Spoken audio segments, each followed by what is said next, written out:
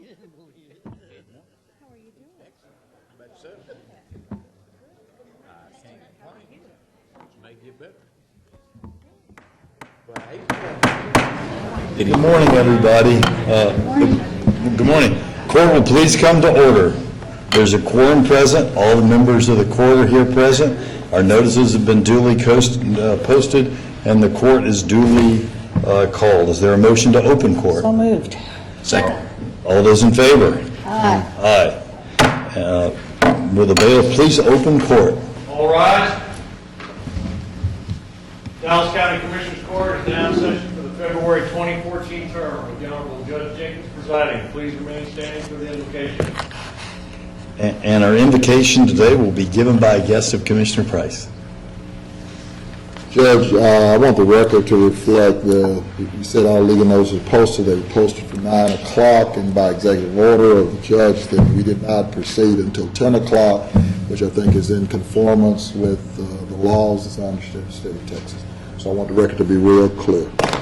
Dr. Rita Lee, who, by the way, was here at 8:30 this morning. Reverend Dr. Rita Lee is a senior pastor of the Church of Disciples located in the suburban city of DeSoto, Texas. She is known throughout this community because of her progressive and creative approach to ministry. Through her leadership, the church has sponsored some enrichment programs for children, annual community health fairs, back-to-school festivals. She also does what is called a trunk and treat. It's a safe alternative to trick or treat. She does the annual Women and Men Celebration of Purity Abstinence Program for youth, and she's just very involved in terms of the city of DeSoto. She has preached in Zimbabwe as part of the African clergy in Nashville, Tennessee. She's part of the Black Clergy Women's Organization. She's done a number of revivals in Nassau, Bahamas, Oklahoma, and she is very involved in the African Methodist Episcopal Church. She is a graduate of the Dallas County Community College, Dallas Baptist University, Southern Methodist University, Perkins School of Theology, with both a master's and a doctoral degree. She currently serves as president of the National Body of Black Clergy Women of the United Methodist Church. She is married to Mr. John Lee. They are the parents of 3 adults who preceded, and 1 who preceded them in death, and the grandparents of 6. Dr. Lee, we're glad to have you with us this morning. Thank you, Commissioner Price, and to the Commissioner's Court, Judge Jenkins, and to all of you. I am honored to be here today, especially as we gather during this African American History Month. It is a blessing for me to come and say a prayer for us as we gather, because we know the issues are still real and we still have a way to go. We're thankful to God for how far God has brought us. But as we pray today and as you take on these issues, I invite us to pray God's Spirit with us. Let us bow. Gracious, loving, and almighty God, we thank you indeed for this opportunity to share in this place of governance. We thank you, Lord God, for the judge of this court.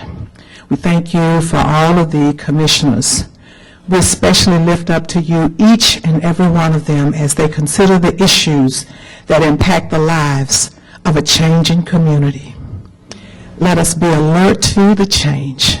Let us be aware of the people who have made this change. And as the decisions are made today, may they represent the total community. May they be well thought out decisions. May we lay aside all of our prejudicial issues and focus upon the issue of governing the people. We thank you. We thank you for this opportunity, and we ask your blessings upon those who are sitting at the dais. May their decisions that affect this community be real. May they realize that they are affecting lives of unborn generations. God, as we stand here today, we give you thanks. We give you praise. We give you glory and honor for all of your servants. And we ask these blessings in the name of our Lord and Savior, whom we call Jesus the Christ. Amen. Thank you, Doctor. And Doctor, before you leave, our resolution today is for women's heart health. Yes. I've got 3 of these buttons that are red dresses. Yes. I'm going to give one to each of the women on our court. The Heart Association's told me that they're bringing more, but I want to give you one Oh, thank you. and apologize for you being here early. We had a weather situation that's unknown, and so we made a decision late last night to push this in. So I'm sorry. Thank you. I appreciate this, and I will wear it with pride. That weather situation was in Highland Park. We didn't have it in the south. It goes well with the necklace. Yeah, and moment of personal privilege. We've got one resolution today, and I'll read that. Oh, here we go. Can you pass that down? Thank you, Judge.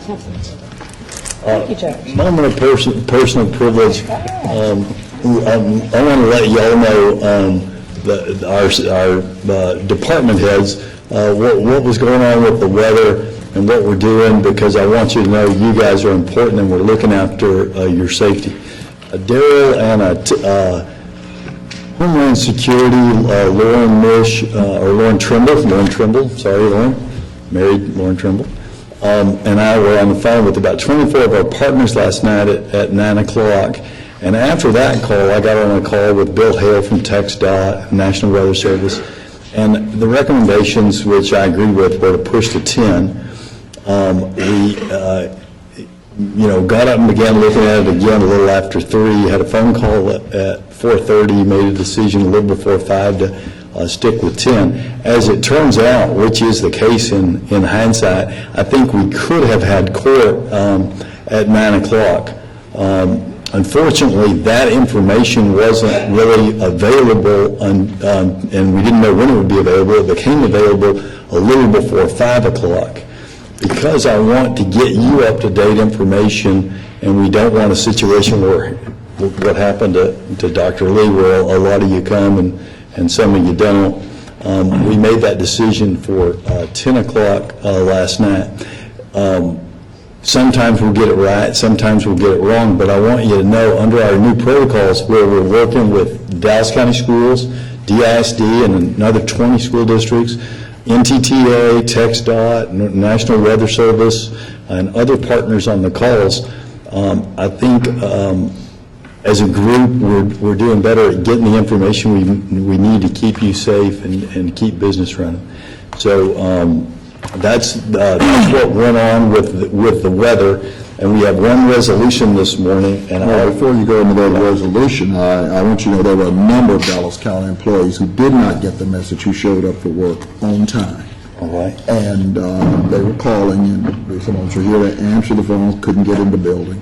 Well, on that, we have a new system that we put into place this year. It's the Cooper notification system. If you sign up on your personal devices or personal email for the Cooper notification system, you would have gotten Mr. Victor's office's notification, a little after midnight last night, when the push to 10 notification came out. Also, there was a broadcast, but I realize a lot of you don't have your county emails at home. Most of us don't have our county emails at home. The commissioners do, but most of you don't. So this is a great opportunity. It's a good point that Commissioner Price makes. Darrell Martin and I are encouraging everyone to please sign up for the Cooper notification system. We will not give out your personal information to anyone else, and we'll only use that information to get you critical information, like the information that those who were signed up received at 12:17 last night. Okay. So, and I did send you an email to say the difference between a specific time and 2 hours, because we have in the R&Bs, our folks show for work at like 7 o'clock. At Public Service, they show for at 6 o'clock. And so by the time they show at 10 o'clock, then it's time for them, and they get in, it's time for them to go home. Yeah. So that's just some. If anyone got a notification about 2 hours, it's very important that we use I personally type out the notifications, so there'll be no misunderstanding. If we'll please use that, because that notification said 10 o'clock. And I know how it sometimes works. We get into a game of telephone where someone starts their day at 8, so they say it's a 2-hour delay. Another person gets it, like Commissioner Price is saying, some people don't start their day at 8. They start at 8:30 or 7:30. And so if we'll please use that. We even gone to the point where we write out the subject line of the email and put it in quotes. And if we just send that out, I do a Cooper notification and a broadcast for each weather day. So if you pass that on, pass that exact message on.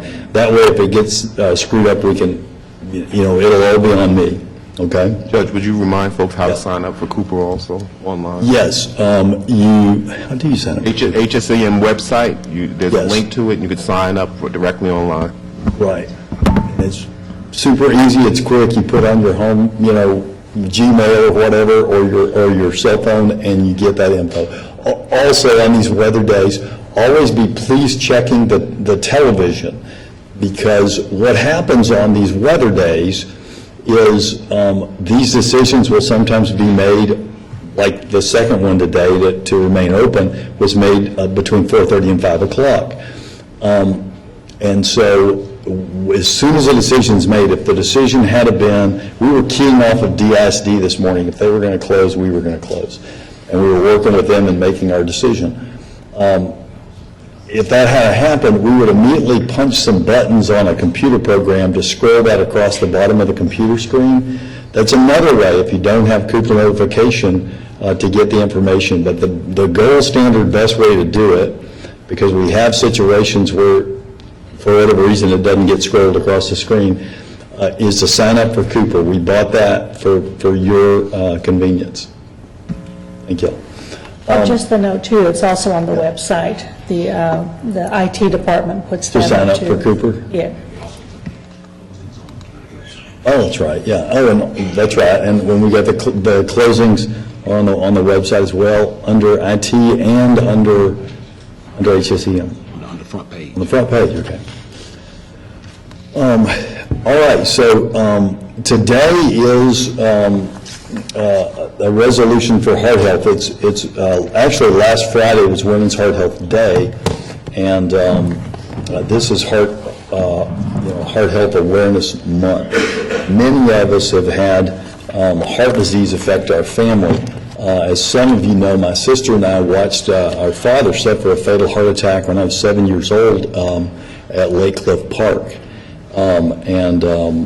We tend to, or at least I always have, before being county judge even, had tend to think of heart disease as something that happens to men. But actually, heart disease is the #1 killer of women. And so the resolution, I don't think we have anybody here from the Heart Association today. If we do, they can come forward. And we're going to get more red dresses because I'm going to wear one and encourage Commissioner Price and Commissioner Cantrell to, and I'm talking with the pen now, to wear them as well. And the resolution reads as follows. Whereas American women die from heart disease more frequently than any other disease, and whereas women dying from heart disease has almost doubled in the past 15 years, and although it has been associated as an old man's disease, it kills more women than men. And whereas heart disease affects women of all backgrounds, in 2012 it was found to have caused the death of 36% of African American women, 34% of Hispanic women, and 33% of Anglo women. And whereas in 1997, the American Heart Association conducted a study which found that 1 in 3 women correctly identified heart disease as the main cause of women's death.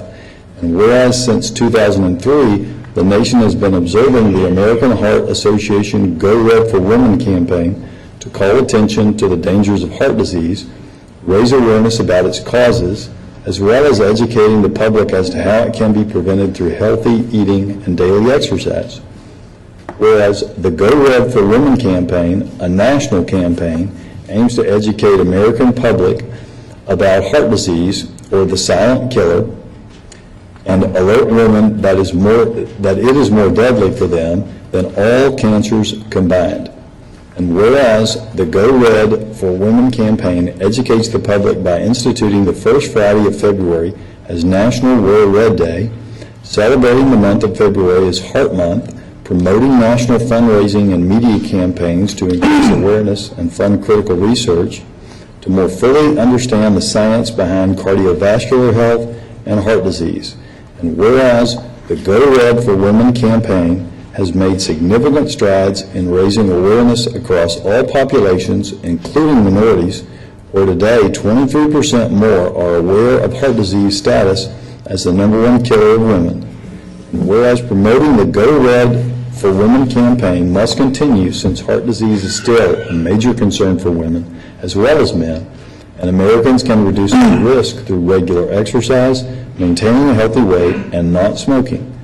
Now, therefore, be it resolved that the Dallas County Commissioners Court does hereby designate the month of February 2014 as Go Red for Women Month in Dallas County. Further, the court encourages our local government agencies to continue their work with concerned citizens and community organizations, including our schools, to develop programs to raise awareness about the dangers of heart disease and to promote effective prevention strategies at an early age, and I so move. Second.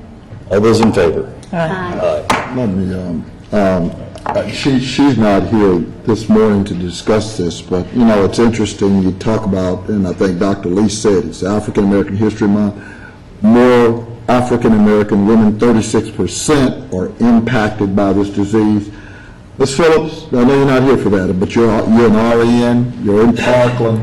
What is it that Parkland does? See, because the judge talks about food, he talks about, you know, most of these women, no, that means you come up here. Oh, no, you're most of these women, I mean, we live in a food desert. When we look at, and as we're going to probably hear from Ken Nolan real seriously about what happens north versus south with market value and taxable value, we talk about building all of these so-called, these freeways and all, and access. But the fact of the matter is, we have communities and where a lion's share of these people are in food deserts. So what is it that Parkland is doing in their plan? I know you didn't come to talk about that today, but you're a nurse, so I'm a nurse. I expect you to talk about what it is that's in Parkland's plan that addresses this into the community that they're designed to serve. Okay. Well, I think one of the best things that has happened at Parkland in a long time, even though it has completely changed the payment structure, is the 1115 waiver process.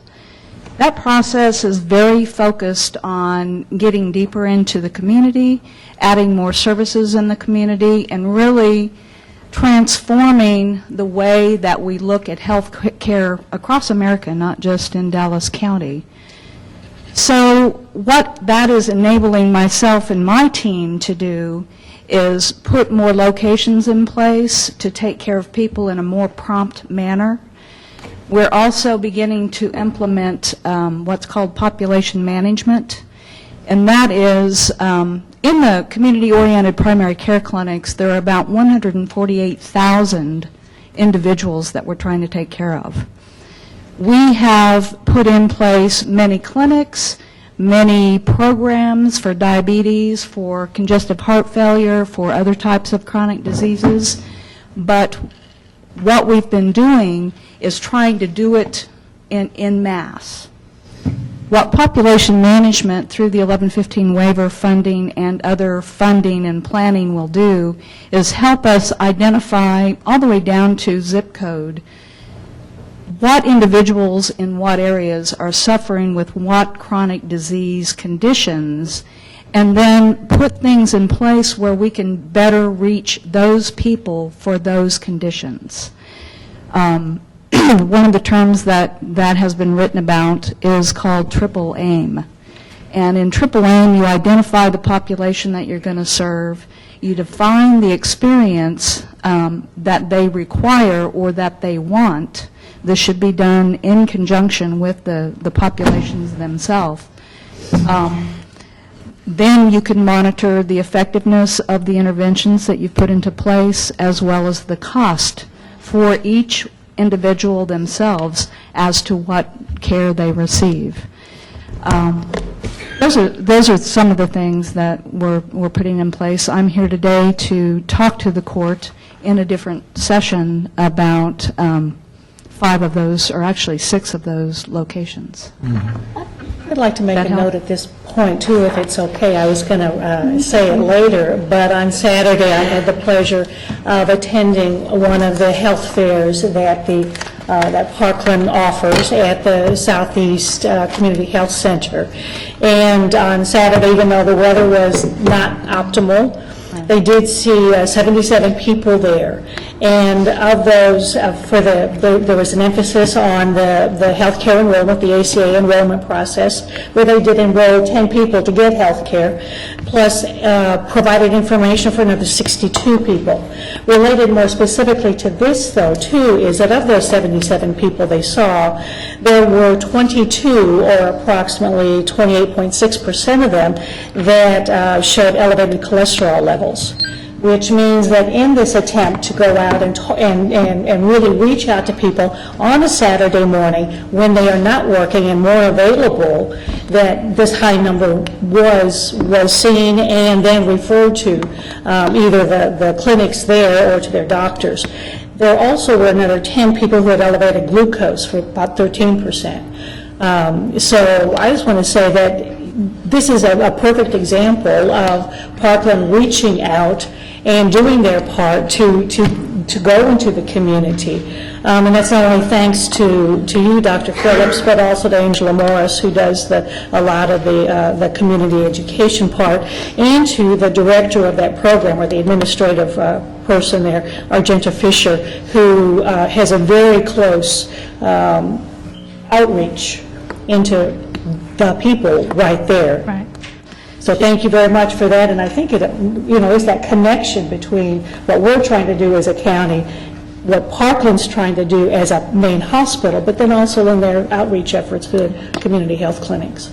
We obviously, we need to do a lot more than we do. In this county, we have about 1.1 million individuals that require services that Parkland could and hopefully can provide. It does, the way that we are configured today, outstrip our resources.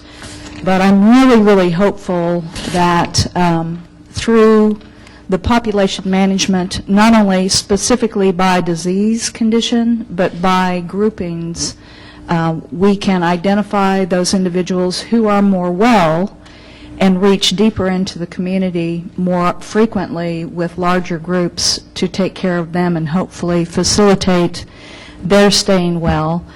We also have the other 2 groups, of course, would require services inside the clinics.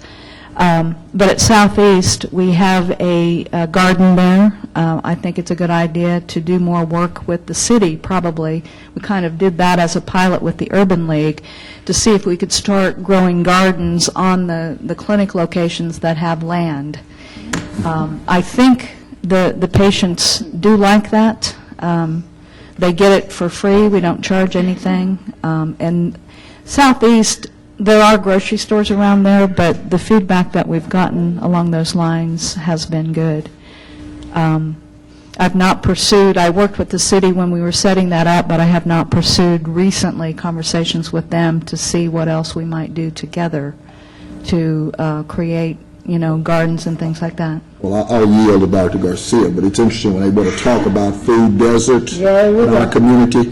They didn't have no problem downtown when the Continental bus station, whatever they call that store, and the city underwrote it to the tune of a few $1 million a few times. Multiple years. Multiples. And that's what I find peculiar, and that's what I continue to talk about, in this city. The hypocrisy. Talk about we resolve to do all of it, but we know what the problems are. And and it's one thing to have a community garden. You can come and, get some kale and a little bit of, whatever the hell they're growing. But, my point is, what about What about a valid, they underwrote, and I didn't hear anything in this community more than once, down on Jackson Street, I can't even remember the name of that dadgum store, but they underwrote it more than once, millions of dollars, because they wanted to make sure downtown had access. Judge and Commissioners, the Farm Bill that was just signed 4 or 5 days ago doesn't contain, embedded into its subsidies, one of the target areas is Dallas for bringing in fresh produce, grocery stores into some of the areas, and then the farmer markets to try to beef them up and get more of that, type of thing, and so that people can use their food stamps, which really they call it a farm bill, but it's mostly a food stamp bill, to allow them to get more of that. So there is an attempt at the federal level. I saw that $965 billion bill, and I also saw the fact they cut about $8 billion for food stamps. They cut out of the food stamps, but what they did build up even more than they had in the past was these subsidies for these grocery stores and these farmers markets to provide that fresh fruit, that fresh vegetables, to try to get them to eat healthier. But logistically, look where they're located. They're still not in the food deserts. Hopefully, because this is a new fresh stream of dollars, that somebody will start realizing there is some federal dollars out there to help cover this startup cost and the implementation. And I think that's exactly the beginning. And Ms. Phillip, I know what you're here to talk about us today in executive session, but I have to tell you we're on the right track. Because just like Commissioner Price said, and he's totally right, we have most of the problems, high blood pressure, glucose, cholesterol, diabetes, weight control in the southern parts. And, when you talk about 1.1 million people with some kind of these problems, we're talking about the population of the city of Dallas. Right, and 1.1 million is not everyone who's ill, but everyone who could use our services. Some kind. So now, if we continue, and I know Commissioner Price and I have advocated for a long time, the building the clinics in the southeast, southwest sectors, Dallas County, we will start identify by zip code, like you say, where the need is. We can bring those federal dollars to these zip codes. Then we can start dealing with the city, with what areas need to have those grocery stores in the food desert. And then we top it up with trails, Commissioner Price. Because you know what? That's when we make them work and change lifestyles. Because it's going to take all of us together. It's not going to be only the clinic. It's not going to be only the grocery store. It's not going to be only the control. It's going to be the change of lifestyle. Sure. What is going to get us all where we want to go. And, of course, money from the federal government will help. But that is the connector. And I'm delighted to be part of this in these changing times where I believe we're actually moving in the right direction. Okay. I think we are. I think this is a really invigorating time, even though I think it's a higher risk time because of the payment structure changes and those kinds of things. I think it's just more and more important, given that we try to identify key players, work more closely together on key issues like these. One thing that we're trying to build in more and more is not only to address the medical or mental health issues of our families, but what else is going on with them that we can collaborate with someone in the community so that any social determinants that are causing illness or stress, et cetera, can be addressed at the same time, and then track that. Judge, I didn't hijack your resolution. Y'all can sit down with those dadgum, what you call them, wherever those seats are reserved. Y'all sit down. Yeah. Well, you can sit down. We're not, because this is germane to heart disease. Commissioner Price makes a very good point. Alberto and I were talking about this last week. There's a professor at Carnegie Mellon University who's used GIS, and as many of you know, we're pushing to get better GIS technology for our public works.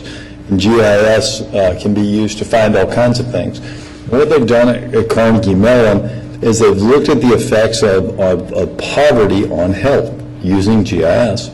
And they found some very interesting statistics, and two stick in my mind today and I've been studying that and studying what people have been doing with food deserts and talking to people about this without much success since taking this job. It's very hard to get grocery stores to invest for a variety of reasons that we're having a hard time cracking with them.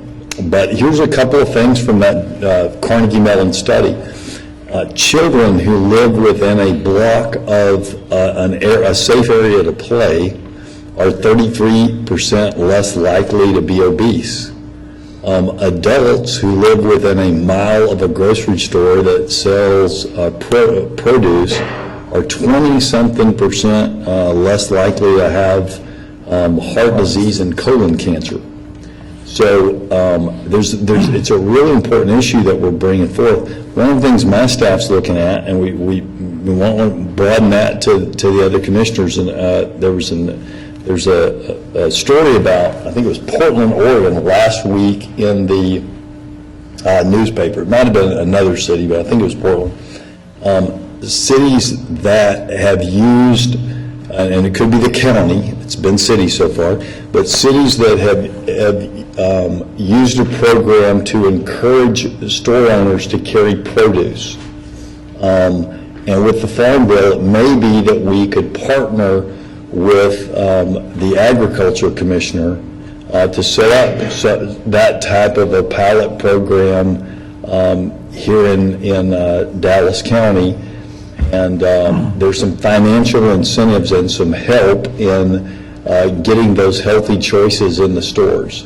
It's kind of like a bronze, silver, gold thing. They can start off with as little as 5 healthy choices in their store and get some recognition and some help. And what they're finding, and I think it's Portland, but what they've found in whatever city that this started in is that the people that shopped at the store wanted these items. The store owners of the little convenience stores were afraid that they would lose money on the produce, it would go bad. What they found is that people wanted the items and they began to make money, and it became somewhat self-sustaining there.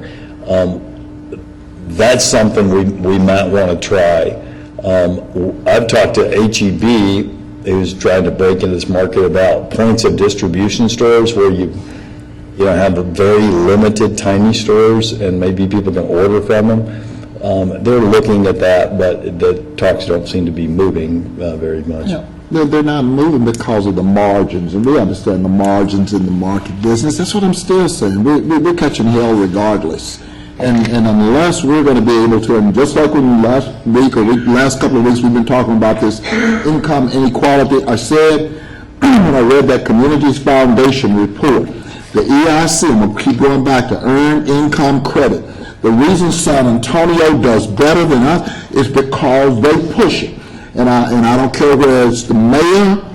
We play all of these games. We spent some time yesterday at the Buckeye Project down in Rhodes and Turner Court. And we're watching communities move, but we know why. I mean, that whole thing, you talk about access to a playground and access to food stuff. It's a desert down. It's not there. And so, again, I think Ron said it, and I don't know if the county is going to try to lead this, because, again, when we did Communities Foundation, we punted the Earned Income Credit to a certain city council person, and we haven't heard anything since. And that is the marked difference between Dallas and San Antonio in the so-called poverty area.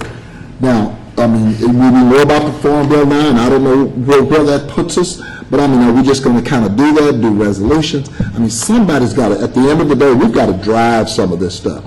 And I mean, I looked at that, like I said, almost $1 trillion farm, and I know research and development, all of that. At the end of the day, there are some programs that give us an opportunity to do something south, and hopefully we'll do that. Anyway, that's it. Thank you, John. All right. Any other comments on heart disease and the health causes around that? Anyone? Hearing none, it's a good discussion. I'm glad we had that. Let's now consider item H, the consent agenda. Is there a motion on the consent agenda? Second. All right. Any discussion? Hearing none, all those in favor, signify by saying aye. Aye. Motion carries unanimously. We'll now consider court orders I-1 through 43, pulling 14 at the request of juvenile. Is there any discussion on the court orders? I have like Just that. make sure that on court order number 3, that it's got a lot of interim stuff on that, so I guess we can change that now. At least one of them. I don't know about the lawyers and all, but on the city manager, I'm noticing going through that. $1 million. Yeah, the homeless assistance deal. It's just that, And what's the reason for the delay between the original briefing and the reason it's up here is because we're just getting the contract back from the city? We changed the process this year. In the past, when we would do these briefings, that large court, briefings of all the contracts we have in late September, we would then have you execute the contracts and send it to the agencies for execution. This year, based on advice of the Civil District Attorney's Office, we've sent it out to the agencies to execute, and then as they've finished executing it, come back to you. The advantage to us is that way if they do have some tweaking of the language, you've not already signed it, and then we have to come back and rebrief it. So as they've come back from the agencies, we've been doing the court orders. There may be some discussion on number 40. Is that appropriate now or later? I have some questions about that. Whenever we get to it, anything before 40? Well, I just wanted, I know we discussed this last week, Ms. Brown, and as I was reading again for this week, the request for proposal, it would be good that, I was noticing that some companies, actually share profit with these contracts with the counties. I mean, I don't mean to tell you how to do your job, but probably we should look into that as well. The first phase of this, actually, we don't look at any of the issues with any of the prices or any of the financials. We are looking at the most qualified, what's going to bring us the best systems to bring the systems to the table to solve the issues that we have, both for inmate phone, which is a long-standing contract, and video visitation, which is something we know will be a huge operational savings for the Sheriff's Department. So we can have those discussions as we move forward with the solicitation, but this first phase is for them to show us what they have as solutions, not to have any discussion yet about what the prices would be for those solutions or what any revenue sharing would be for those solutions. Well, we hope that we have several companies Yes. where they can compete, and then we can bring this to the table. Yes, I mean, we know that there is a lot of interest in this solicitation. We've been hearing from several companies. The Sheriff's Department has been hearing from them and forwarding them to us. So we expect that we will have a lot of proposals come forward when this is due in several weeks before the proposals are due. Right. Again, I want to commend staff for driving this. It's taken us, like I said, only a couple of years to Decades? get this here. It was in the last, well, I guess it should have been a quick 2 years, so I guess it's been 3 years. So I started 3 years ago trying to get this, and of course, I just really appreciate staff kind of honing down, because we've had everything proffered from the fact that we'll come in and we'll do it for you free, and it won't cost us any money, to the fact that you make money. So, like she said, not only will it have operational impact, but it has real safety implications with regards to this particular RFP. So, And ultimately, this will have a real regional impact, and we're using the CJAB committees to kind of talk about how to get some of this equipment out into the cities so they don't have to come back, come downtown to be able to access where we're going to set them up, or a variety of things. So there's a lot of things this will change at a lot of different places, and it'll be a good thing for the communities and the people. I look forward to the discussion that we have, because it also goes into what is our responsibility as a county to inmates, to residents of Dallas County, and how funds are used, whether there are funds or somebody else's funds, and that relationship with the cities of Dallas County. So I look forward to seeing where this discussion leads. Well, and I appreciate that. Going with what Dr. Garcia said, when I read this RFQ, it struck me as very unusual. And so I called you yesterday to ask you if you had looked to see if any counties out there were buying the equipment and making the money for themselves, or if this was something that was very unique and proprietary because of different requirements, so that we could not include that in the RFQ, because I didn't see that. And in the normal RFQs, what I see is... You keep saying Q, you mean P.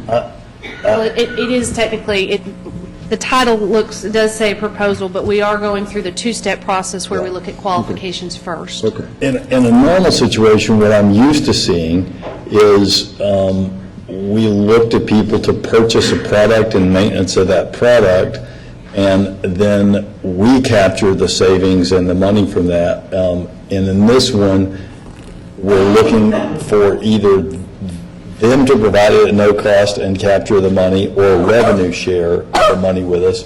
But what was the basis, if we know, for not including us buying the property and capturing the money? Judge, I have made a request for some information concerning, do we know of any county that has used that approach? I kind of called it an in-house approach, created their own system. As I mentioned, I think there are some difficulties with that. Besides the equipment itself, there's the software behind it. The scheduling is a huge piece of how this system works. I don't have an answer to that question yet. Sure. And I'm not opposed to doing whatever is the best practice.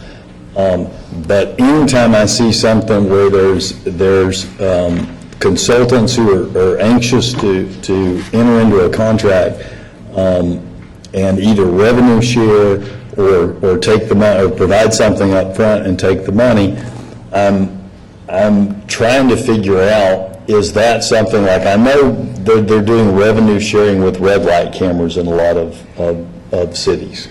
And with this, I know there's kind of we have to record them, we have to keep the video visitations, but we're using that Skype, FaceTime technology to allow people to visit. And I think what I want to know from staff is, if nobody else is buying the equipment from, say, AT&T and doing it themselves in America, I don't want to be the test baby for that. I'm not advocating that at all. But on the other hand, if there are other jurisdictions out there, and I don't think it needs to be Texas, you can look, nationally, because this is visitation with family and friends. If there are other jurisdictions that are capturing the revenue without sharing it with a consultant, I think that is something that we should include in the RFP. I'm not necessarily saying that's what you need to choose, or the RFQ, but we need to go ahead and look at all the things that are out there, because the way this one's written, if that is out there, we have forestalled that. We pushed that to the side and written it in such a way that only revenue-sharing consultants will bid on this. And that's unusual. I would tweak that a little bit. I do think that we would, that through this RFQ process, anyone who has a solution can present that solution for inmate phone or video visitation, especially in this first phase where we're looking for the best solution to our problem. That's not the way I read it. Maybe I'm reading it wrong, but I thought it talked about at no cost to the county. We do have in there that we want to see the proposals at no cost to the county. When you do that, what you're saying is to the people who would sell you a product that you would capture that the county taxpayers would capture the profits from, you're saying you need not apply because AT&T, I don't know if AT&T sells this, but whoever sells this, because we want to deal with partners who are going to provide it for us up front, okay? And going back from my own experience as a lawyer, I will sell you my time at a much lower rate than I will do a contingency fee contract with you where I front all the expenses and make my profit off the back end.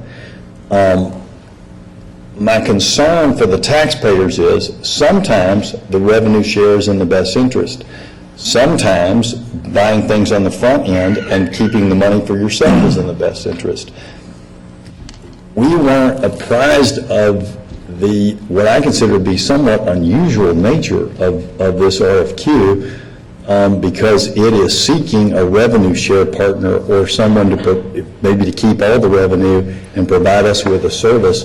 When you say free up front, that is unusual, and that's something that I saw in the RFQ and wondering how we got there. Well, because, again, we realize that talk about taxpayer savings, it's going to be, quote, primarily operational. I mean, this is not too dissimilar than probably inmate phones. I guess we could have purchased, Well, we've had, the history of video visitation here for Dallas County has been, we've traditionally had a inmate phone contract. And that inmate phone contract has state law and is also regulated by the FCC as to what you can and can't do with that contract.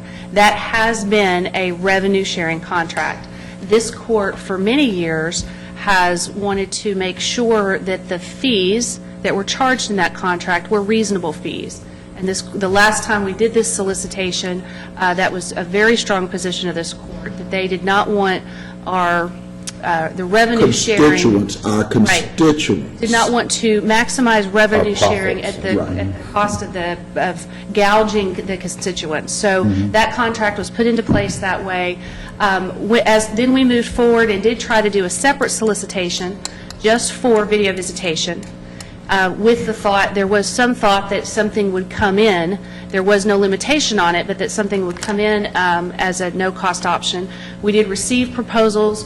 The court looked at those proposals, and because all of them did have a very substantial cost, the court wasn't ready to move forward with those at that time. Then we moved to the commissary contract and looked at trying to attach it with that. After a legal review, the determination was this was much more like phones. Video visitation is much more like phones than it is like commissary. And the recommendation was we need to move forward with it. And we held it pending the inmate phone contract because the two did seem to go together.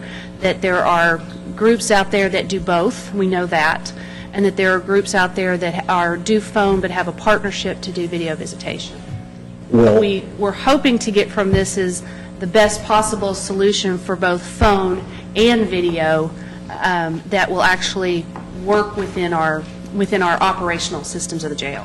But Shannon, I think what you're saying is you're making my point for me, right? Because we don't want to gouge our constituents who are reaching out and trying to talk to their family while they're in jail. And it's important to remember, most of the people who are using this service are innocent until proven guilty. The people in our jail, most of those people aren't serving a sentence. They're awaiting trial. And so if there is a mechanism by which we don't need a for-profit middleman charging a larger amount of money to not only recoup the cost of the system and recoup the cost of maintaining and running the system, but also to make a very healthy profit, because if I upfront the money, I want to make, a heavy profit. That's why nothing wrong with that. That's why you go into business. And that may be the way that this is working in the United States, in the rest of the country. But this, to me, is a very unusual contract in that how many contracts do we have where our RFQ says provide something for us at no cost, and we don't even entertain the option of having companies come to us and provide us with the hardware and the software that we need, and take a look at it from a budget perspective of whether those cost savings with the jail and the money that we might be able to charge would amount to a lower charge for the people using the service, not just inmates, but the families that they're talking to, their friends, their employer, trying to keep that job for when they get out of jail. For all of those people, we're not looking at that, and I'm just trying to think. We've got commissary, we've got phones that are revenue sharing. At the jail, other than that, do we have any contracts like this? We do not currently have any contracts like this. We have in the past had some cost containment contracts where we've done some revenue sharing, but that's been several years. Well, given that, what I would like to do on contracts, I'd like for you to continue looking, because we've got a week, we're briefing it this week, right? No, Or sir, this is a court This is order. a court order. Last It's a week. court order. They're going for the, Yeah, this is a court order.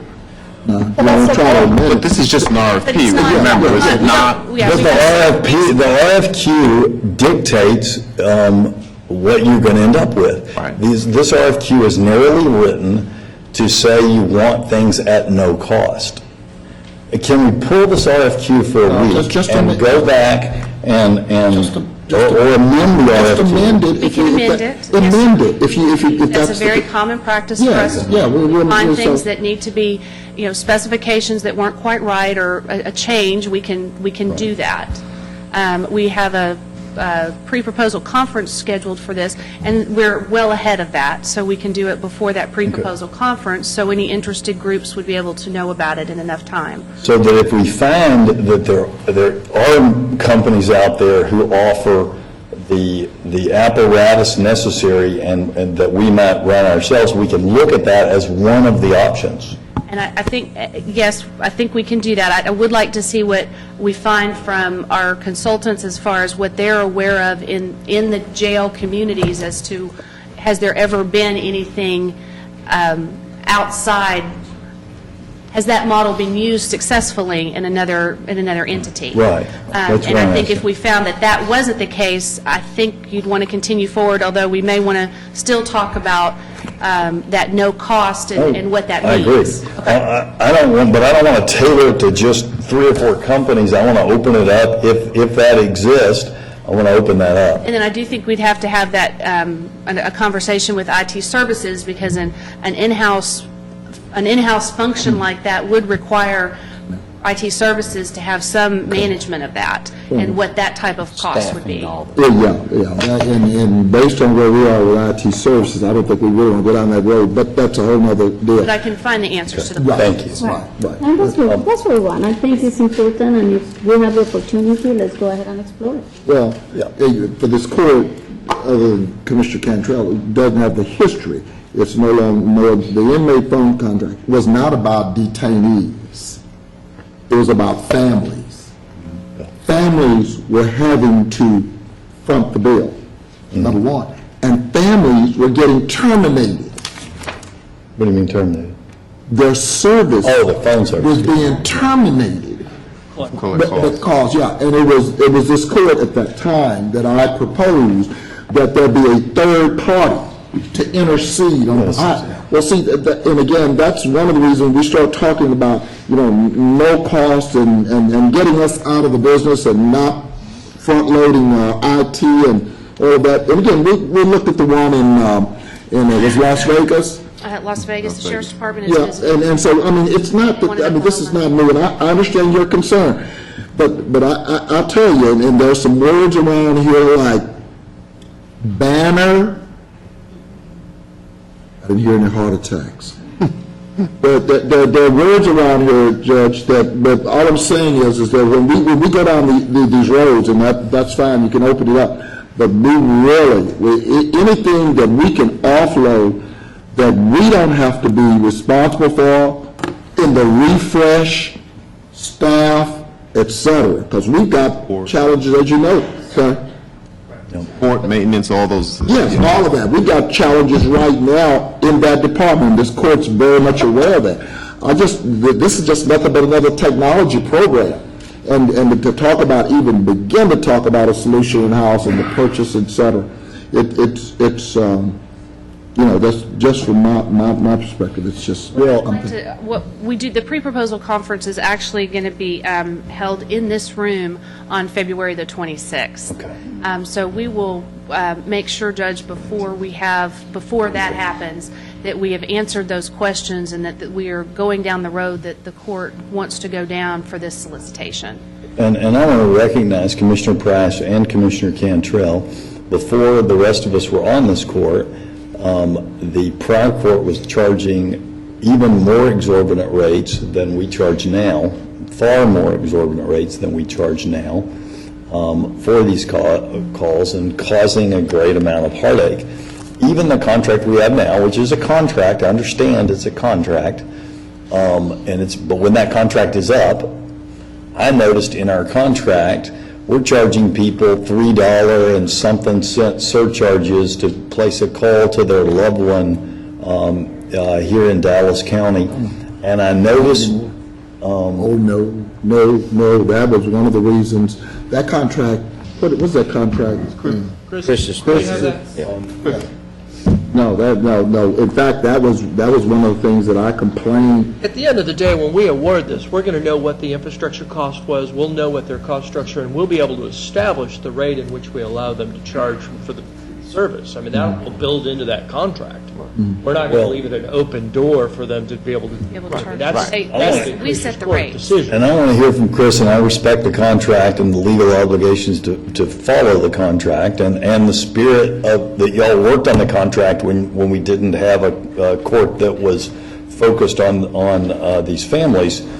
But the other order on the phone calls that is being done today is to bring us into compliance with the federal law, because we're actually charging in Dallas County more than the new federal law will allow for interstate calls, and it is going to cost the county, or to put it another way, save the families about $10,000 a month. If we're going to get into the contract, I'd like the DA's office to weigh in, because you're way outside the bounds, Judge, of what's on the agenda. No, I think the contract's on the agenda. Not this contract. There, court order, I'm sorry, court order number 34 is a amendment to the existing contract. It was, again, briefed last week. This is, this is to bring us into compliance, and I believe we have to be in compliance by, Chris, I think maybe yesterday was. February the 14th. February the 14th. So this is to bring us into compliance. We haven't been out, it's just a new FCC ruling. Yeah, it's two separate contracts, Commissioner Cantrell. One is an RFQ, and the other is bringing us into compliance with the federal law because we're charging too much. We have our existing inmate phone contract with Unisys. There was a change, and I'll let Chris describe the change, but in order to be in compliance with that, we needed to amend our existing contract.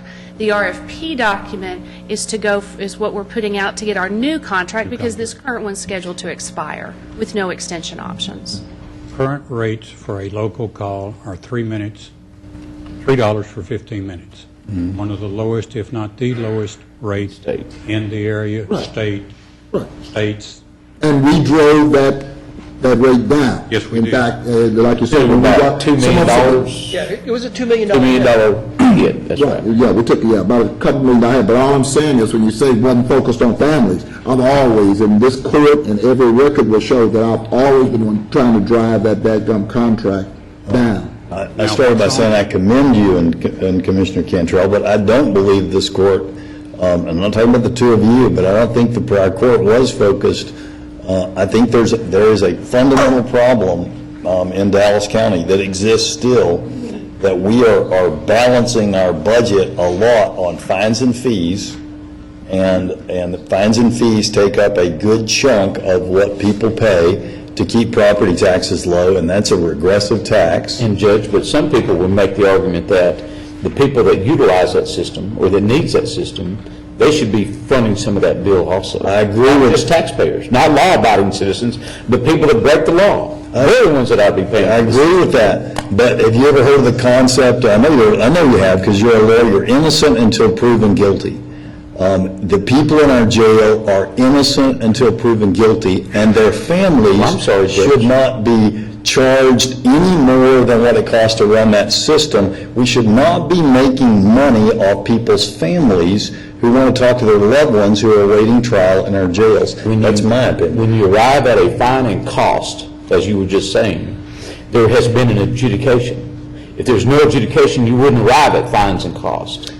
So you're arguing both sides of the deal. So the individuals that have been convicted or have pled guilty or no contest, they ought to help support the systems that the taxpayers are paying for. Oh, I agree with that. Okay. But if you look at situations like this, and we can talk about didn't define that cost. we are doing better than others, and I appreciate that. And I appreciate the work that you do, Chris, and the work that our staff does. But the fact is the fact. The FCC says you cannot charge any more exorbitant of a rate than this, and we're having to amend our contract to save those families $10,000 a month. That means we're charging those families too much money, and if we don't change it, we won't be in compliance with the federal law. So I appreciate the work y'all have done, but there's more work to be done on this. I think as a policy matter, making money off families to communicate with their loved ones, paying for the system is fine, but making money off that strikes me as wrong. There's one question left that I can answer, and then I don't have a dog in the rest of this. Yeah. Okay. The FCC regulates interstate rates, Right. long-distance rates. Right. And their change affects those rates only, and that modification to the contract deals with those rates And only. that's Only long distance. long distance. Right. The fight has not ever, it hasn't been about long distance. No. Our fight has been about local calls. That's right. Is that correct? Okay, and that's the banner I've carried. It's been local calls, and like you said, we didn't lower, we lowered $2 million as a result of fighting the local call, because that was the issue. The issue was at that particular time that the contract was allowing families to pay more for local call than they were for long distance call. So this is strictly about long distance. It has nothing to do with local calls. But that is not because the FCC has said our local costs are reasonable for families. It is merely, it is because the FCC regulates interstate, not intrastate commerce, and cannot regulate a call from Dallas to the jail. I'm not disagreeing with you that moving the bar lower to make it less exorbitant in 2008 and 2009 was a good thing. But I think there's still a lot of work to be done on that. And that's why I'm so concerned about this unusual RFQ. And when we have unusual RFQs, you're usually very good about this. I want you to let us know we're doing something different. We're seeking we're writing the RFQ in such a way that we're asking someone to provide something up front and make all their money and a profit back over a contract period. That necessarily means, if there is that other way to do it, that necessarily means that those families are going to pay much more money over that contract period, because that's the way commerce and business works. If I put my money up front and I wait to be paid and I'm at risk, I want a larger profit than if I sell you a product and you manage it. But we just got through talking about the marketplace and food deserts. The reason we don't have stores south is because of the margins. The marketplace hasn't taken care of that, and that's when I said maybe in the farm bill, we can push some of that. But we usually, when it's something like this, we usually let it be the marketplace. At one time, when we had that $2 million extra, the marketplace didn't adjust for it. And so I was able to prevail on this court and push that out of the system. And again, then the marketplace came in and dealt with it. We said, we're not going to let you continue to charge that. And so policy-wise, we drove it. But I still don't know what the costs are associated with it. We just said the people who had most of the market in the state of Texas walked. They said, hey, we don't want to be in the business anymore. I don't know if that means they couldn't make any money, make it much money. They said, we don't want to do it. But the service did not go away. And as a result, we shaved $2 million. Well, and I think that's the whole purpose of this. Look at the options, see what you can do, Sharon, keep us posted, and move forward. Right, and that's, I think we're saying the same thing there. If we want to go with market-based solutions, then our RFQ should be written in such a way that everyone in the market has an opportunity to bid on the work.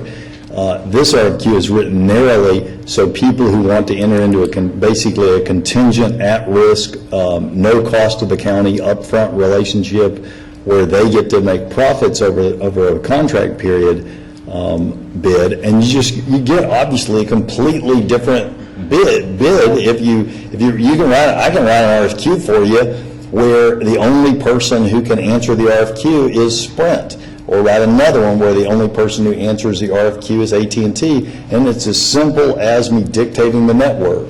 And that's kind of what I'm concerned about here. We dictated no cost up front, make your money over time. We dictated who's going to bid on this, but I haven't heard any reason why we didn't also do it the traditional way. Why don't we let this RFQ go forward as Right, and written, amend it. and then look at, because they are very different situations, they're very different RFQs, and I know that it's additional work on the part of the department, but of then submitting a second one that does look at the second situation that is expressed by your, and I share your concerns We need to too. amend this one because If you look at the way it's worded, it's not only in the top sentence, it goes through the whole body of the RFQ. should be able to amend it. You can't really do two RFQs for the same thing. I think what I'd like to They're think different about products. is amending it in such a way that we address the no cost. Again, we never want to limit. We always want to try to be as broad as possible.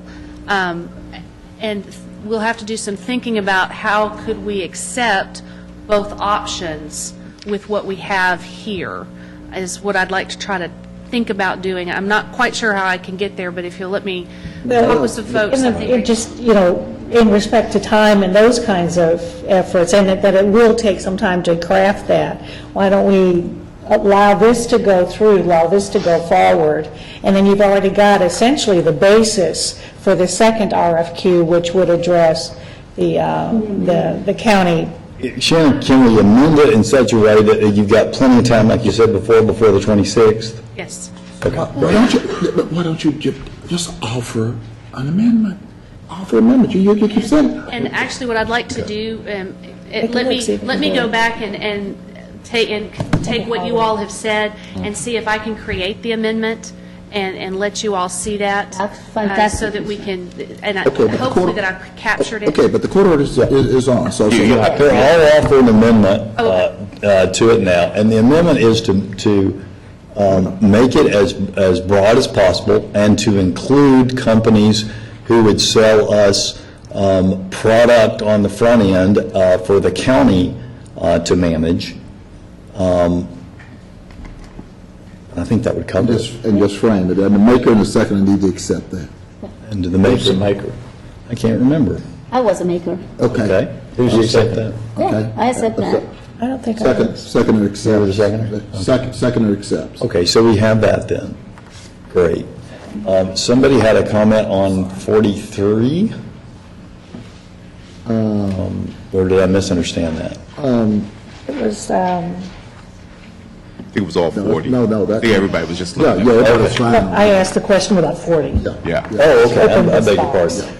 Well, is there any further discussion on, Show me voting no on Court Order 4 on additional funding to mail to the same people we've already mailed to. all right, and, Okay, we have some problem. And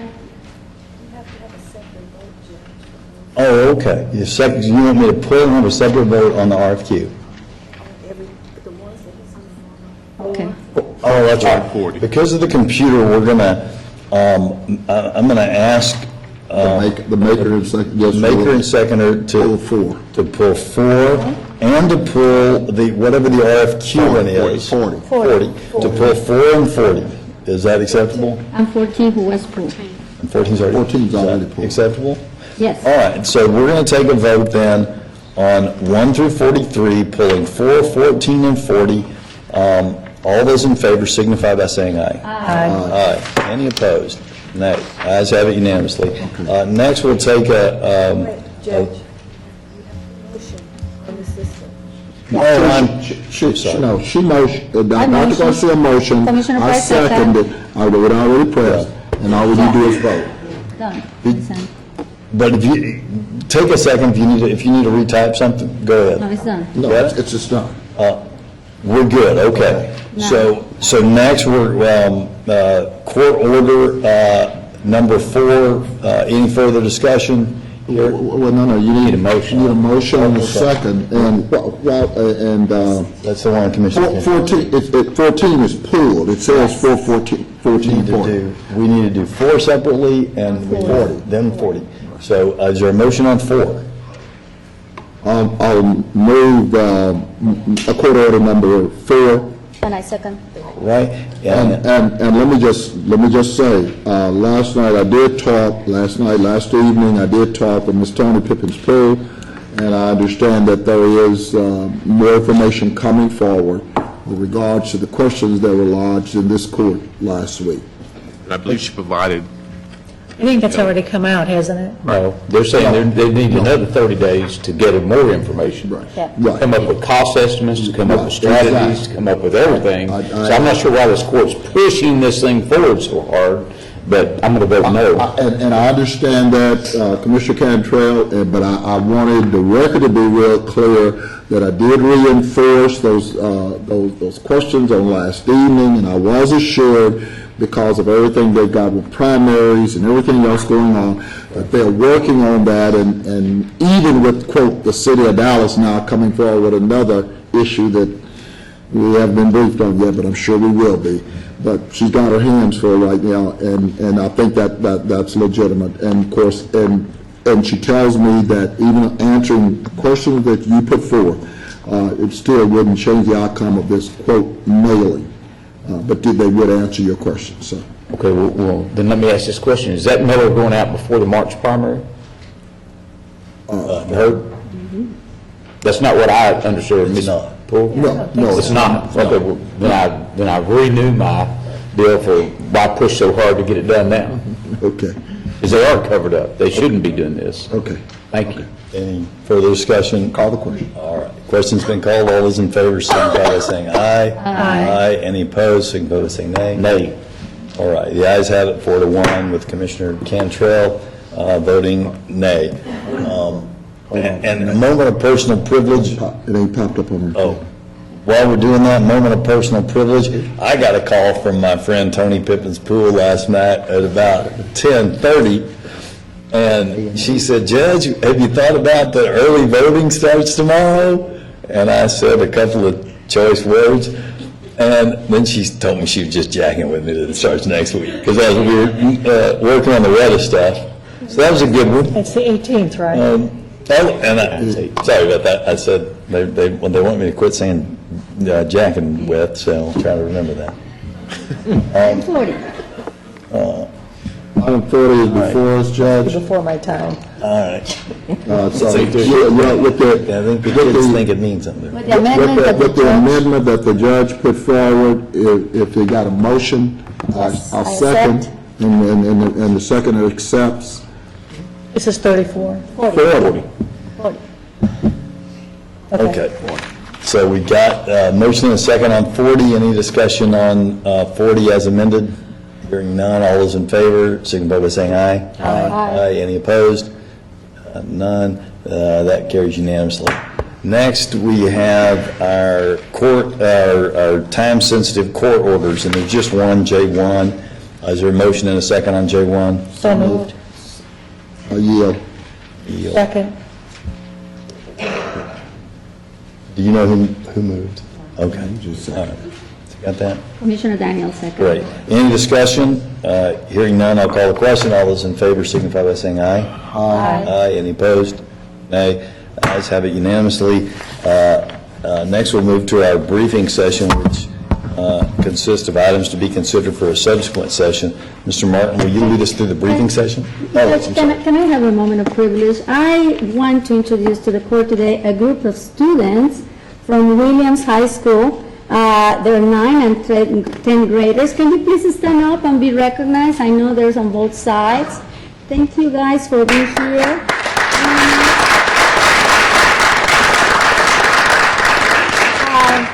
You know, they're coming with some of the chaperones, and the teacher in charge is Robin Delahunt. Ms. Delahunt, can you wave so we can see you? Thank you for bringing, young people to see how government in Dallas County works, and I understand you're going to tour the 6th floor museum as well. So guys, thank you for being here. I hope you enjoy, the last hour that you've been here. You don't have a boring moment, and that you enjoy the museum as well. Drive safely all the way north, so thank you for being here. God bless y'all. That museum's a little more interested than we are. Probably. God bless y'all. Have Thanks for fun. coming. This is okay. And thank you, Ms. De La Hunt, for bringing. You have your hands full for a few hours, huh? Every day. Every day. With this weather.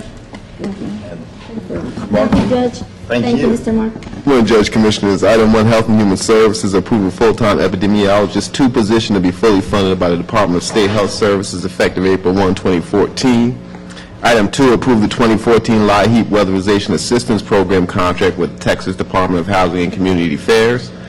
Item 3, approve the Dallas County Health and Human Services revised fiscal year 2014 fee schedule as presented in attachment A in your briefing. Human Resources, item 4, approve funding in the amount of $17,000 for the purchase of... Can we stop a minute on this Yes, one? yes. Just to say, thank you, Human Resources, for we are finally going to do our across the county salary study, which we've been talking about for some time now, so thank you for moving it forward. Let's see what we can do to help our employees be properly compensated. Well, it's not like that they haven't been ready to do it, we just haven't had any money. It's a nice feeling there. So thank you very much. Very importantly, because we have done a fee schedule analysis, we have some rises in some of the managerial positions in the past. I think the interesting and very important part is that we're doing it for everybody in Dallas. This is comprehensive. More importantly, like Commissioner Price reminds us every time, for the people that really needs it, which is over 60% of our employees. So, nothing against everybody else, but we need to be minded about it. Did you want to say something, Dr. Taylor? Just said the price might increase slightly. I'm sorry, Dr. How Taylor. much is slightly? I mean, I didn't hear it. No, I There just may be said additional that costs for this. costs might increase slightly. Right. We're in the process of talking with the group that usually works with us on the salary survey. But before we do the court order, I'll send you the final cost. It won't be substantially higher, but I did want to let the court know it might be slightly higher. Thank you very much. Thank you, Doctor.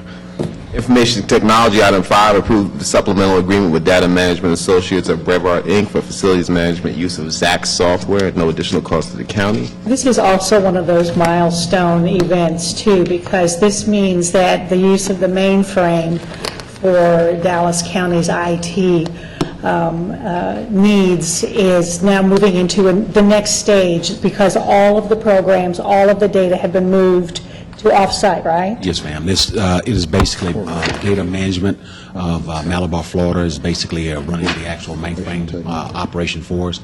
We've actually disconnected the actual mainframe equipment along with the actual mainframe printers, and we're in the process of getting ready to send those items to surplus. This particular item was for, and thanks to the Civil DA's office for helping us to go through and actually review it, but this particular item was for an application that we owned that we needed to transfer to Malabar as a third-party agreement so they could go through and actually use it as basically as our client, or we're their client. Dallas County, welcome to the 21st century. Slowly but We're surely. still running mainframe. Yeah. We're still running mainframe. We're just not hosting it anymore. Right. Again, we're moving away. But one of the- Slowly but surely. Very slow. One of the things we are, We're moving. one of the things we are doing is that we're obviously taking this opportunity to begin to look at ultimately retiring the actual mainframe applications. Major. Yes, sir. I still say I know you're a major in the Marine Corps. I got to have some more, I know I'm getting hard of hearing, but I got to have some more. Certainly, sir. We are in the process of actually looking at retiring the actual mainframe function, but obviously that's going to take us a little bit more time to go through and actually do that. But this was kind of an equitable balance and stuff there in the interim. No, Major Ryan told me mainframes are coming back with leisure suits. He'd like so. I've still got that acetone shirt, and that lime green leisure suit somewhere in the back of my closet. It's coming back, man. Please don't. In the back of your closet? Oh, boy. Bring those students back. That's right. I thought I saw you on the MLK Day with that. Item 6, approve the Austin Ribbon and Computer Personal Services contract for Mr. Velez White from February 19, 2014 through May 20, 2014. Item 7, recommends approval of professional services contract with ARC for the deployment and configuration of Microsoft System Center Operations Manager for a total cost of about $35,000. Public Works, item 8, authorize the City of Grand Prairie as trustee to advertise the parcels of land described in attachment Exhibit A in your briefing for sale by public sealed bid. Item 9, accept the offer from Kishore Patel to purchase the vacant tax foreclosed property at 4710 Navajo Trail in Balch Springs, Texas, with conditions as outlined in your briefing. Item 10, approve the attached project-specific agreement between Dallas County and the City of Farmers Branch, Texas, pertaining to the Type B roadway improvement at Valwood Parkway. Item 11, approve submission of an application by Dallas County for the County Transportation Infrastructure Fund Grant Program in the amount of $10 million with a county match in the amount of $2 million paid from MCIP Fund 196 project for a total grant award in the amount of $8 million. I'm not sure if you had any additional questions on that program. I had a Dr. Nan? question of personal privilege right now. Looking at the various items that Public Works is working on, I also wanted to make note that our Director of Public Works, in fact, is on the front page of the Logos, which is the magazine for Ursuline Academy. And there's a very nice article about Ursuline graduate 2009 of Just yesterday. Ms. Blair over here, where she does talk about working for Public Works and what it means in relation to what she is doing for Dallas County, and relating back to her high school. You said 2009? Yeah, what's your? It's a chick. I'm going to take you out for your first beer today. I'm the oldest one up there on that, I'm not going to say it, but I am the oldest one up there on the front cover. Where was it? Oh, it's okay, it's just. We'll check it out later. Misprint. But Yeah, it's it's a a nice misprint. article about Ms. Blair, and thank you for showcasing what's going on in Dallas County, what engineers can do, and Ursuline Academy. Oh, I would love to see that. Congratulations, Ms. Blair, well deserved, and of course, we love the background, it's the southern Yeah, sector. That's right. that $200 million. Standing next to Ms. Starbuck. I took that at a photographer's room, that just ended up in the background. Yeah, that's when we built it. I will continue to be around. Yeah. Okay, great. Purchasing, item 12, authorize first 12-month extension of the bid for annual contract for the purchase of syringes as awarded to WE Supply. That's effective April 6, 2014 through April 5, 2015. Item 13, recommends authorization of a sole source contract with the Dallas Morning News as the major general daily circulation newspaper located within Dallas County for all advertisement required by law. Item 14. Check their mental competency. Item 14, authorize the first 12-month extension to bid for the annual contract for the purchase of envelope, stationery, and forms as awarded to Jading Graphics and Accurate Forms and Suppliers effective April 30, 2014 through April 29, 2015. If there are no questions on miscellaneous, Judge, you do have 6 speakers listed. Right. Our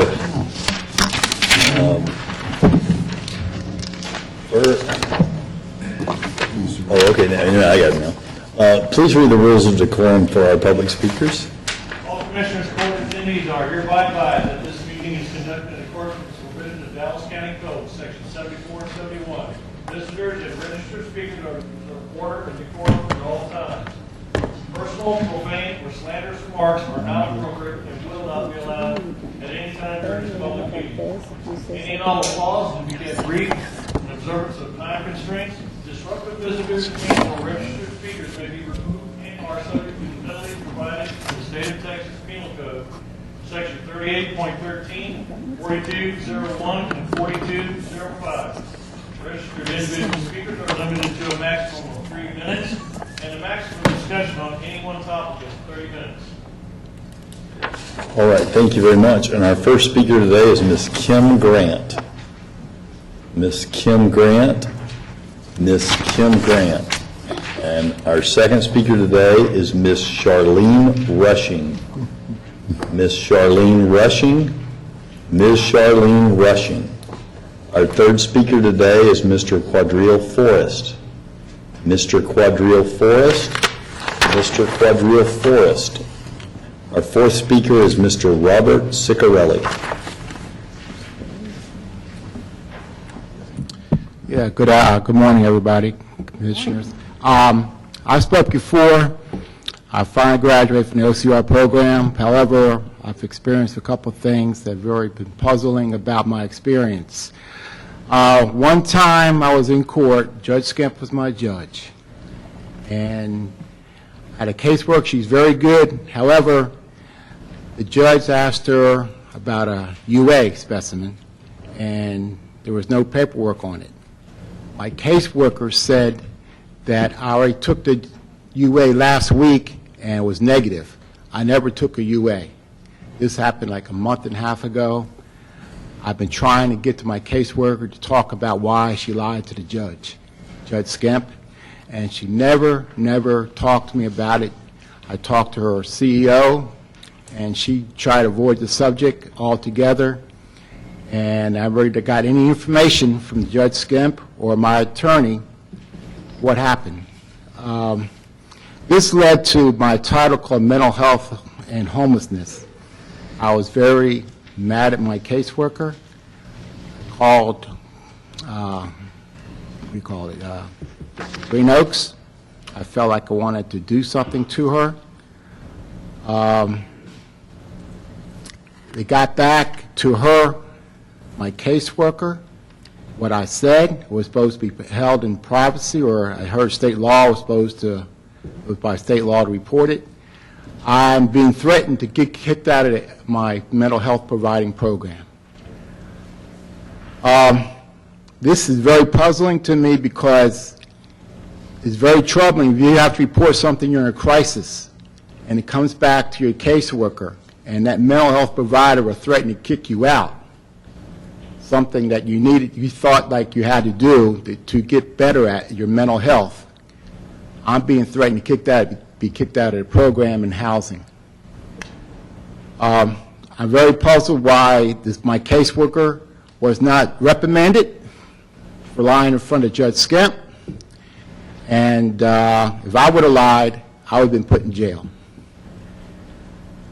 One more thing is that I wish someone would look into it, because it sets a bad precedent for people reporting people that are in crisis that will be get in trouble for it and be put back on the streets. That's where I'm at right now. I finished the program. I got 2 weeks left in my housing. If I don't find something real quick, I'm out in homelessness, and I had to do all these classes. I did very well. I did all clean UAs, and this is what happens when you finish a program. I'm right back on the streets before I was before, and there was no improvement in what's going on. But I just wish that someone would look into this. Judge. Thank Time's you. up. Thank you. Somebody's Thank you, sir. going to look into it. Okay, thank you. Thank you, Mr. Ciccarelli. Yeah, and Mr. Ciccarelli, you may have not been here since our new system, but rather than a beep, now we've got a little red light up there. So my apologies for not telling you that ahead of time. All right, and our next speaker is Miss Sandra Crenshaw.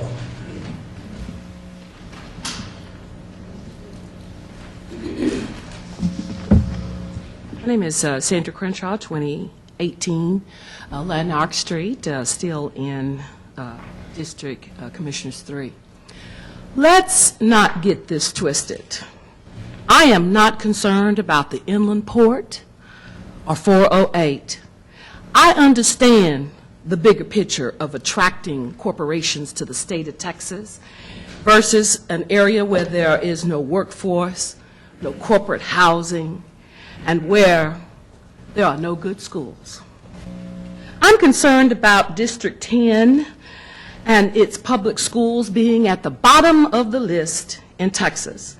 highest number of ex-offenders unemployed, and the highest number of people being hungry. But I'm in a fight with Dallas County to protect the sanctity of the vote, the indigent and the mentally ill's access to the courts. I want this body to respond to the allegations that the county picks the pockets of the poor in Judge Mullins' court. The district clerk having a policy to contest all paupers' affidavits, and the DA offering very limited funds in the mental jail diversion program to defendants that did not invoke mental illness as a defense. The voter ID battle will bring Dallas into the national limelight, and I plan on using that forum in this nation to get my cause heard. If not, as a state representative-elect, I will still be there as an intelligent, articulate voice for the disinformed and the disenfranchised. Where this Dallas County government officials, elected officials, abuse government and legal processes for their personal interests, it has to stop, Judge Jenkins. We fought too hard. And I don't think that there's an African American out here that is not willing to get their ID and produce their ID, because we fought bigger battles. And we will be there, Judge Cantrell, with our IDs and stand proud and vote. But I do have a problem of picking the pockets of the poor to get in the national limelight in that lawsuit. Thank you very much. All right, and our next speaker is Mr. William Hopkins.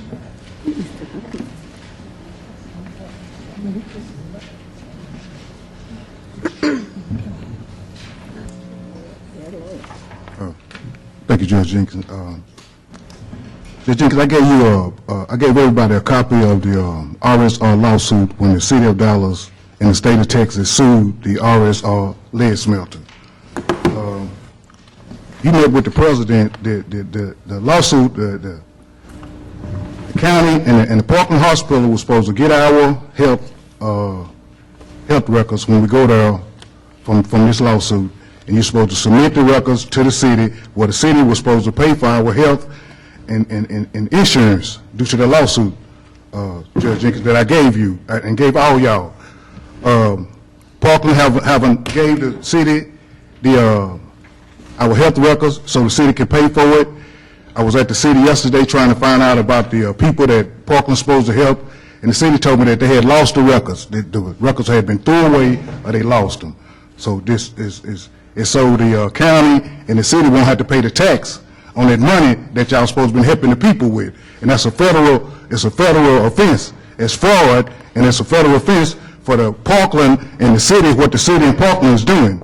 So that's why I gave you the lawsuit, Judge Jenkins, to show you what Parkland and the city was doing due to the lawsuit, and the county and the city was supposed to help the people in West Dallas due to the lead and the deformity of the children with the lead, and that's why they gave money for Children's Medical Center to help the children that's suffering from lead contamination in West Dallas. So city said they lost the papers, so I gave you the lawsuit to show you what the city and the county and the state was doing was corrupt, and you met with the president, but you didn't show the president what I had gave you as far as the corruption with the county and the city. I know Russell Bud and Fred Byron Bud and Lisa Blue and Dr. Bud is maybe paying somebody some money to not to say nothing about West Dallas. They the one handled the lawsuit, and then there's the only kids got help due to the lawsuit I showed you that it was supposed to be in the city and the state, but Russell Bud and Fred Byron they the one handled the lawsuit, and they had the people not to tell that they was getting welfare and them big checks that Fred Byron and Russell Bud were giving them to fraud the government and get welfare and get $2,000, maybe $5,000 a month from Fred Byron and Bud in lawsuit, and they paid the county and the media in the Dallas Morning News not to say nothing to cover up this money so y'all won't have to pay the taxes, Judge Jenkins, on the money. And that's why you didn't show it to Barack Obama when he came. I had gave you, Judge Jenkins, the lawsuit to show you the corruption, but somehow you forgot to tell Barack Obama when you met him at the airport. And I believe that Russell Barron, Fred Barron and Russell Bud and them is paying somebody not to say nothing about the people that's dying in West Dallas, and my mother and father and brothers and friends and everybody. I don't know how many people done died in West Dallas since I've been coming down here 15 years, Judge Jenkins, and if you could ask the federal government, the FBI, to come down and check that lawsuit that I gave you. Thank you, sir. All right, and that concludes our public speakers for today. We'll reconvene momentarily in public session. There's no, if there's no action required, we'll adjourn after that. If there is, we'll take action, and anything discussed in the closed session will be things authorized by Chapter 551 of the Texas Government Code as previously posted. Any action as a result of the closed session will take place in a subsequent open session.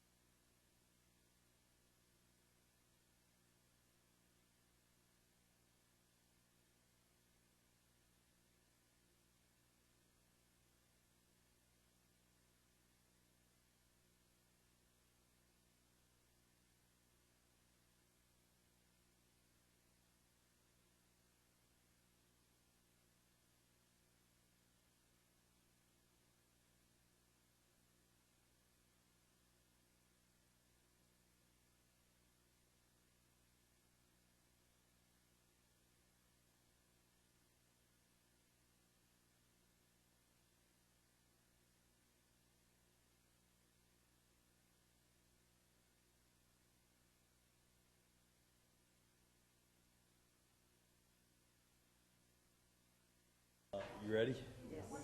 No action necessary as per the closed session. We stand adjourned.